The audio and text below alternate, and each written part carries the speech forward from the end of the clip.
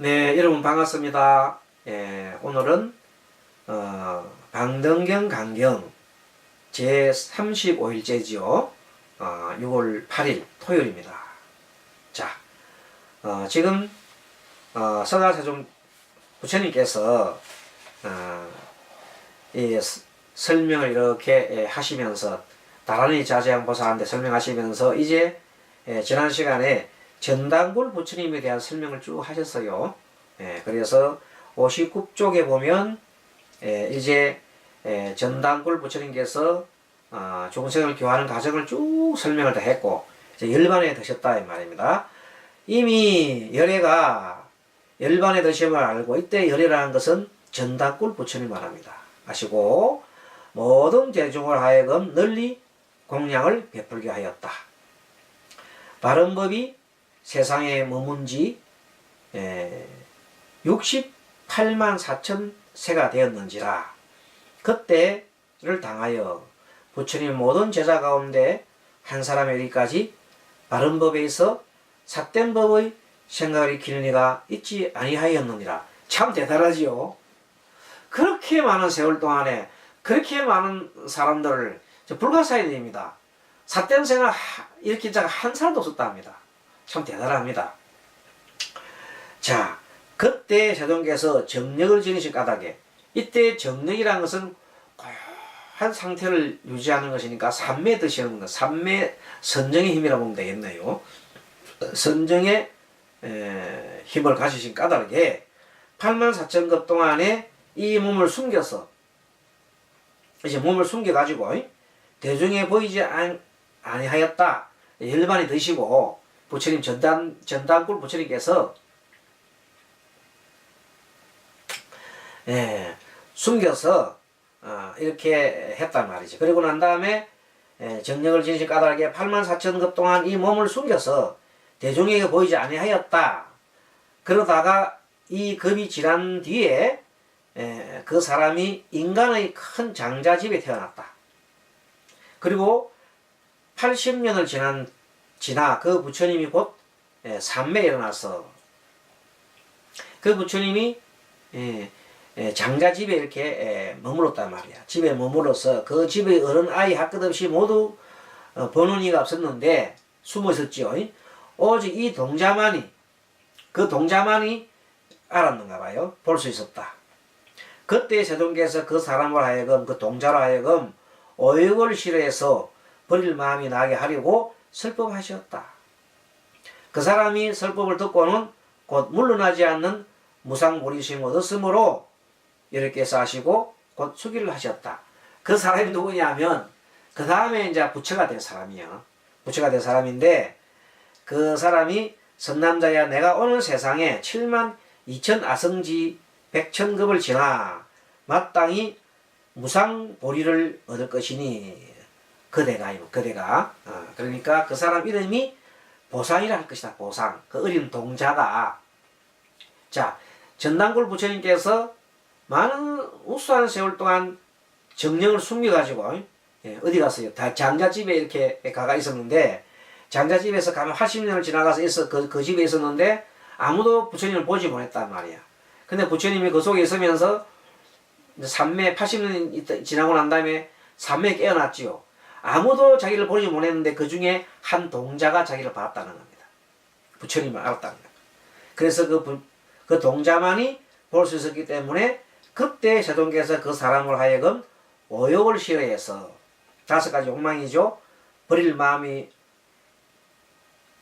싫어해서 버릴 마음이 나게 하려고 설법하셨는데 그 사람이 설법을 듣고는 곧 물러나지 않는 무상보리심을 얻었으므로 이렇게 해서 하시고는 곧 수기를 했다. 수기는 부처가 되리라는 것을 이렇게 먼저 예언하시는 거죠. 선남자야 너가 오는 세상에 7만 2천 아성이 100천급을 지나 마땅히 무상보리를 이룰 것이니 위없는 깨달음이죠. 위없는 깨달음을 이룰 것이니 이름을 정해줬습니다. 보상이라 할 것이다. 보배 보자 위상자네요. 이 같은 음성은 아무도 듣는 이가 없었습니다. 그 애한테 얘기했으니까 오직 1만 2천의 모든 하늘이 일반인치는 모두 하늘이 이 음성을 들을 수 있고 듣고는 모두 다 무상무리심을 내어서 함께 이런 말을 하였다. 그 하늘들이 뭐라고 했냐면 원컨대 저 보상이 성불할 때 우리들도 이 부처님 법 가운데서 바른 법을 묻고 받아서 제자가 되리라. 그 누구가 할 때 보상 부처님이 성불할 때 이 말입니다. 그때 여러분께서 이 사실을 아시고는 다시 수기를 주시면서 보상 열애가 성불할 때 너희도 마땅히 법을 받는 제자가 될 것이며 저 부처님도 너희들에게 무상보리를 수기하리라.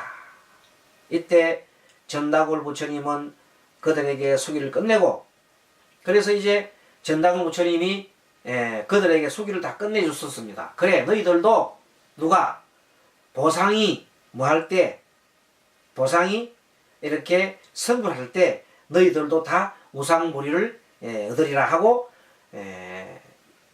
뭐했어요? 부처님이 이렇게 미리 예언을 하신 겁니다. 약속한 거죠. 수기를 끝내고 마침내 곧 열반에 드셨습니다. 누가? 전단굴 부처님께서. 그때 일체 모든 하늘은 크게 공양을 베풀었느니라. 선남자야 열애는 이러한 대비를 구속하고 있어. 성문이나 영각들이 알 바 아니다. 자, 성문은 부처님 가르침을 듣고 공부하는 사람들이고 영각들은 뭐예요? 스스로 숲속에서 12연기를 이렇게 닦는 사람 말이죠. 12연기를 깨달아 가려고 하는 사람 말합니다. 성남자야 그때 저 부처님이 불종을 끊지 않으셨다. 불종자. 자, 여기서 우리가 성문과 그 다음에 벽지불, 소위 말하는 연각, 그 다음에 아라한들 이런 분들은 주로 아라까지는 안 들어가나 주로 이제 성문과 연각만 해놨기 때문에 성문 연각 이런 분들은 연각 속에 아란도 들어갈 수 있구나. 그분들은 자기 자신의 이렇게 깨달음을 가지고 만족합니다. 지혜를 얻고 아란이 되면 이제 끝나는 겁니다. 사실은. 숲속에서 고요히 숲속에서 한단 말이에요. 근데 이 대성불교에서는 그렇지 않거든요. 모든 아까 저기 부처님 계속 나왔잖아요. 모든 무수한 세월 동안에 한 사람이라도 그 부처가 되지 않으면 나 부처가 되지 않겠다 이렇게 하면서 다 부처 만들어 놓고 부처 되겠다. 다 깨닫고 난 다음에 부처가 되겠다. 이런 식으로 모든 중생을 제도하기까지는 나는 부처가 되지 않겠다. 이렇게 서원을 세운 대성보살, 뭐 지상보살이나 관세음보살님 같은 많은 보살이 계시죠. 이렇게 보살 사상은 한결같이 중생을 구제하는 데 있다. 중생의 고통을 들어주는 데 있다. 이렇게 되어 있는 겁니다. 그것이 초기 불교하고 소승 불교하고는 많이 차이가 나는 점이다. 이렇게 볼 수 있습니다. 자, 이쯤 돼서 부처님이 예전에 이런 일화가 있습니다. 부처님 당시에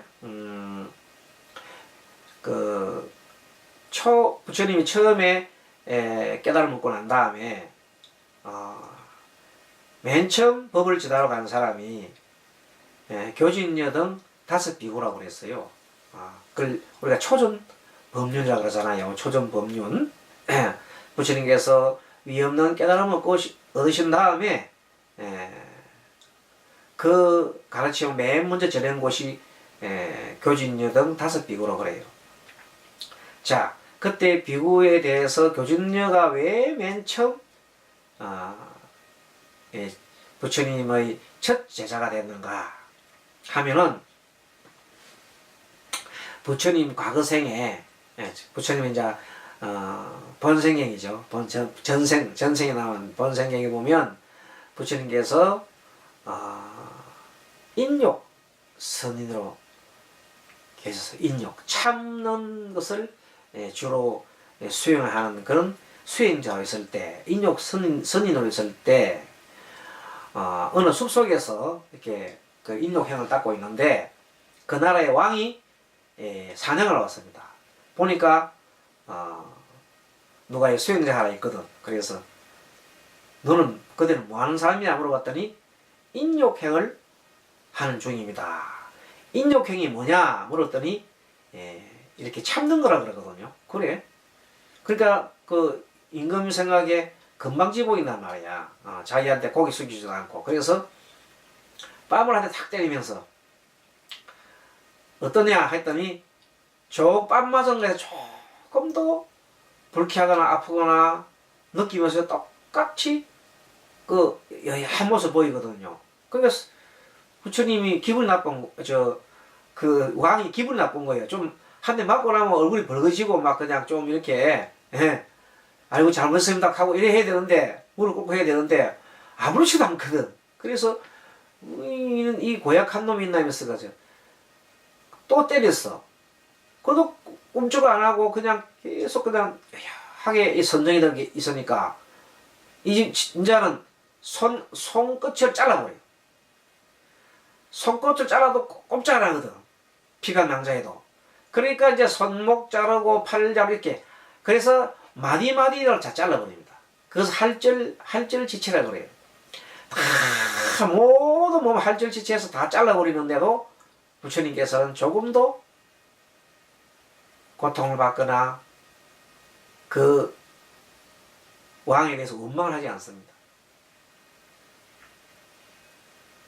현재 이 내게 다가온 이 인연에 대해서 조금도 원망하지 하는 게 아니라 인정을 합니다. 수순해. 이 인연에 수순한 겁니다. 다 받아들인 겁니다. 그러면서 마지막 죽으면서 마지막에 이제 숨 넘어가면서 이렇게 원을 세웁니다. 내가 만약 다음에 부처가 되면은 제일 먼저 그대를 뭐하리? 제도하리라. 그때 제도한 말은 이제 아란 만들고 만드는 거지요. 제도하리라. 이렇게 하고 수기를 줬습니다. 그때 수기를 줬다니까. 근데 그 사람은 그 뭔지 모르지. 그 왕은. 그런데 부처님이 이제 이 세상에 태어나셔가지고 그 사람 누구가 됐어요? 시종이 돼. 시종.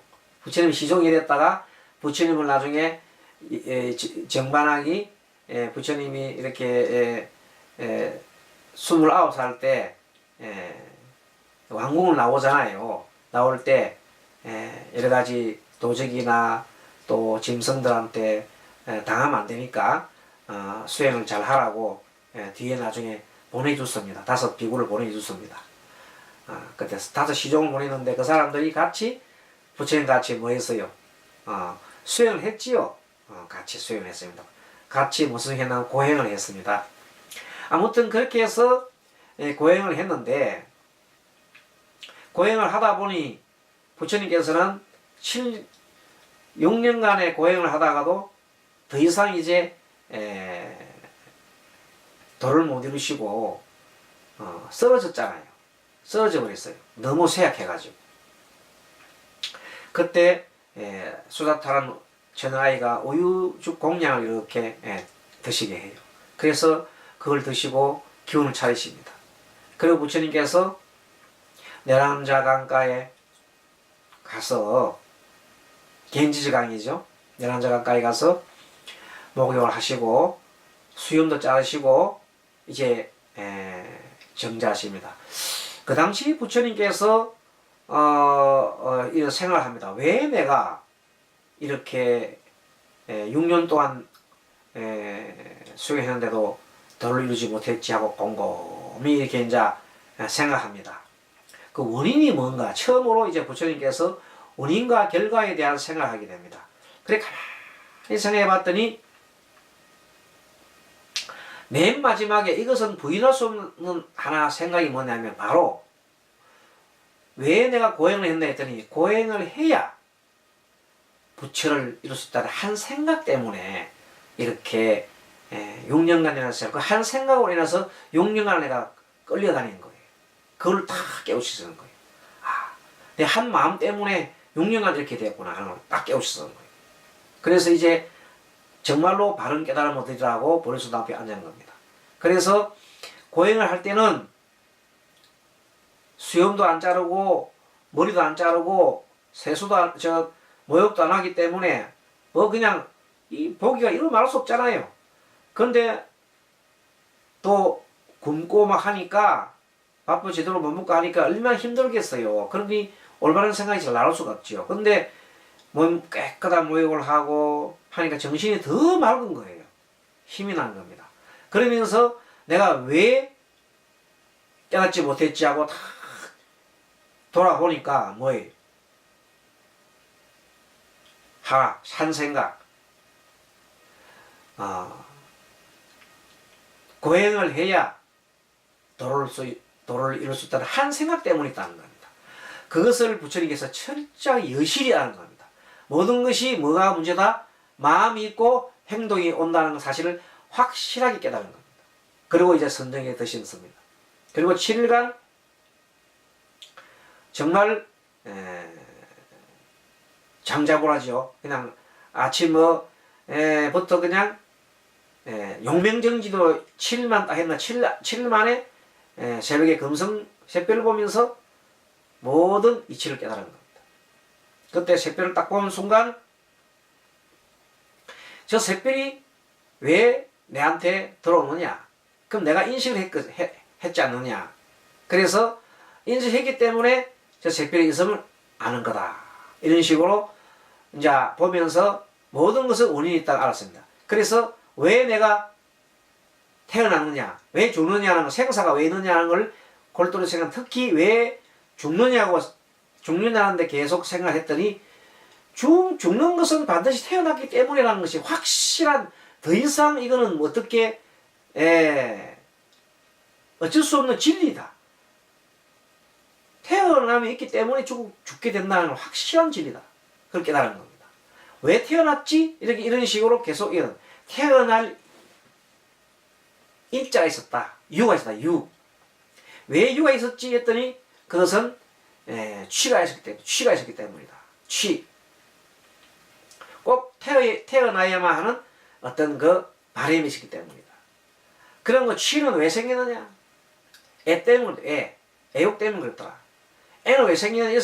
이렇게 해서 쭉 거꾸로 계속 추적해 올라갔더니 맨 마지막에 뭐가 나왔어요?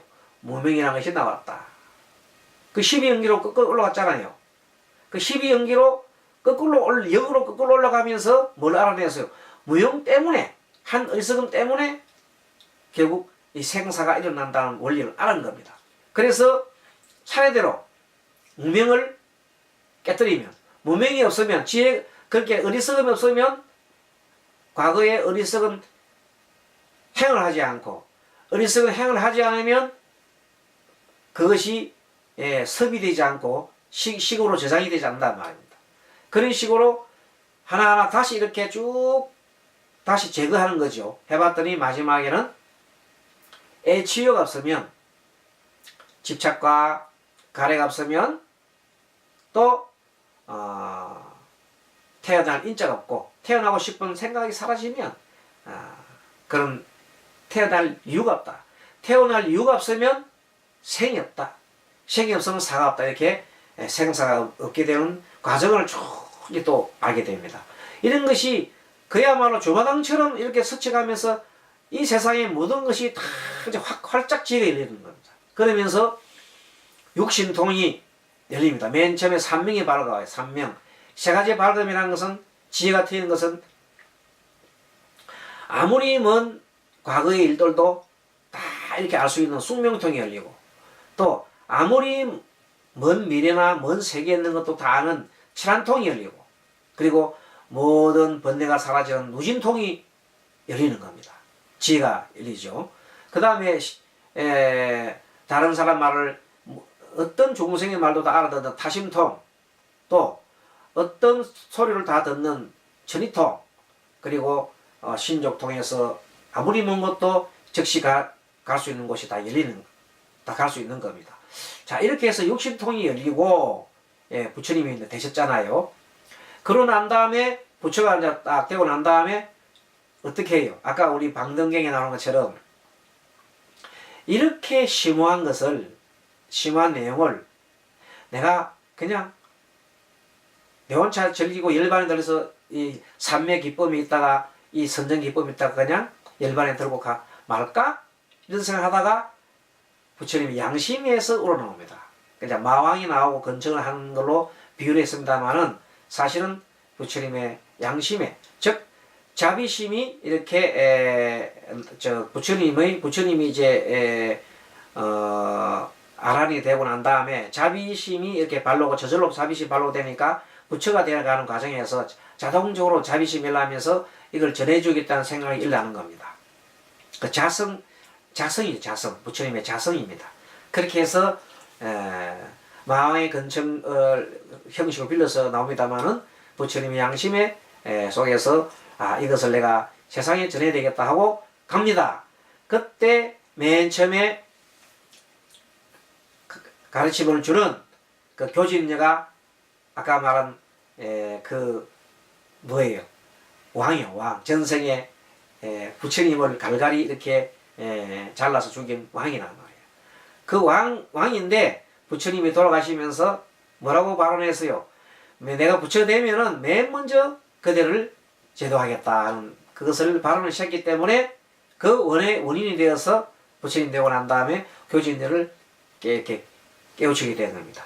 그것이 이제 본생명에 이렇게 나오게 됩니다.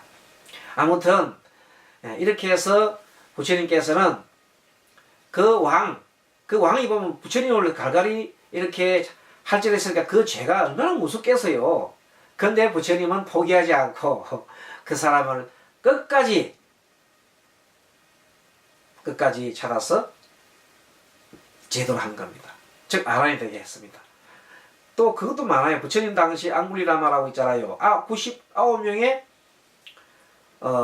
사람을 죽인 사람도 결론적으로 부처님 제사를 만들었잖아요.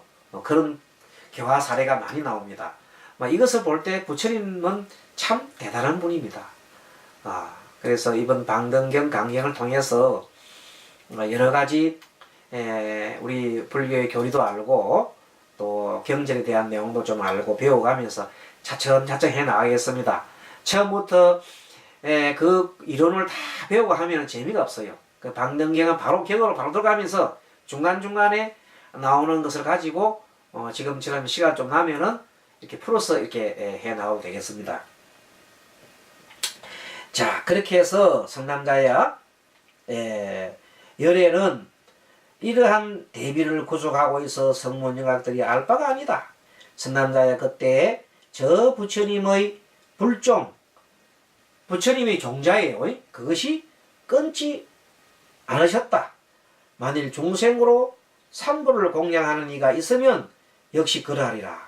만일 중생으로서 삼부를 공양하면 부처님이 종자가 생겨나는 겁니다. 삼부를 공양이기 때문에. 그게 우리 이제 불자린들도 금생은 아니지만 언젠가는 삼부를 공경한 이 공덕으로 반드시 언젠가 부처가 된다. 불종이 끊이지 않는다 이 말입니다. 부처님께서 이와 같은 대비공덕을 말씀하실 때 모인 가운데 삼하사 같은, 그게 하사라는 것은 개인지저간의 모래와 같은, 그러니까 그것이 세계니까 얼마나 큽니까? 그렇게 많은 중생들이, 그렇게 숫자 항하수 모래수만큼 많은 중생들이 무상부리심을 내니, 무상부리심 위 없는 깨달음을 이제 내는 거죠. 내니 대중의 반은 인을 이루게 되고, 이때 인은 법인을 말합니다. 법인, 부처님의 법인을 이루게 되고, 그 반은 이러한 16대비를 갖추고, 그 반의 반은 법인을 얻었다. 그러니까 이 부분이 그 중에 그렇게 많은 대중 2분의 1은 인을 이루고, 그 다음에 4분의 1은 16대비를 갖추고, 마지막 4분의 1은 부처님과 같은 바른 법인을 얻었다는 거죠. 앞에 인은 아직 법인은 아니고 인욕바람이라든지 어느 정도 그 참을 인자잖아요. 참을 인자니까 대중이 막 참을 인자를 얻어도 굉장히 큰 겁니다. 인욕바람이 얻어도 큰 겁니다. 그 반의 반, 즉 4분의 1은 16대비, 앞에서 말한 보살이 가져야 될 16가지 대비죠. 예, 대비. 예, 그런 걸 갖추게 되고, 나머지는 반은 모두 부처님의 법인을 이었다. 그렇게 되어 있습니다. 자, 이렇게 해서 오늘은 여기까지 공부를 하고 다음 시간에 또 뵙도록 하겠습니다. 자, 여러분 수고 많았습니다. 마하반야바라미.